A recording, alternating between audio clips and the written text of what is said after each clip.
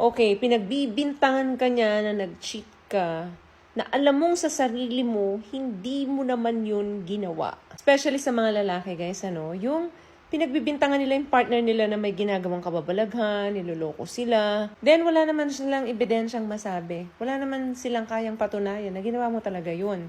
Pero bakit nga ba ginagawa ng lalaki yun? Yung pagbintangan ka na nag-cheat ka.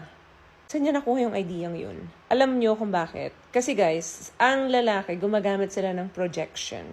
Kung ano yung ginagawa nila behind your back, kung nag-cheat sila, napuproject nila yun sa partner nila. Because men use projection. Pero ang mga kababaihan, karamihan sa kanila, gumagamit ng intuition. Pinagbibintangan ka ng babae na nag-cheat ka kasi may nararamdaman siya.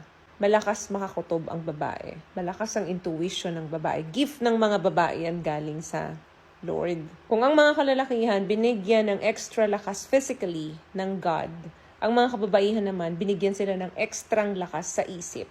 And that is intuition. Kaya kapag pinagbintangan kayo ng lalaki na nag-cheat kayo, na niloloko nyo sila, tapos alam mo sa sarili mo na wala kang ginagawang pangloloko o hindi ka nag-cheat sa kanya, alam mo na ibig sabihin nun, siya ang may ginagawang kababalaghan. Napoproject niya lang sa'yo yun.